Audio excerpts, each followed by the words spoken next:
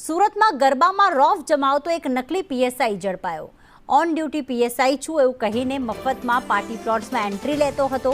પોલીસને શંકા જતા વોચ ગોઠવી અને નકલી પીએસઆઈને ઝડપી લીધો છે।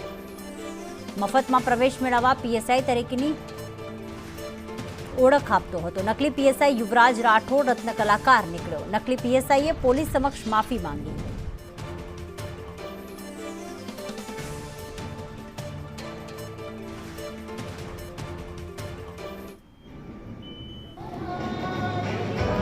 તો પાર્ટી પ્લોટ્સમાં એન્ટ્રી મેળવવા માટે હવે ક્યાંક નવો એક કિમિયો અજમાવવામાં આવી રહ્યો છે। હાથમાં વોકી ટોકી લઈને અને જ્યારે પ્રવેશ દ્વાર પર પહોંચે ત્યારે કહે કે હું પીએસઆઈ છું, ચેક કરવા માટે આવ્યો છું, ને તરત વોકી ટોકી લઈને તેને એન્ટ્રી પણ આપી દેવામાં આવતી હતી, પરંતુ તે નકલી નીકળ્યું।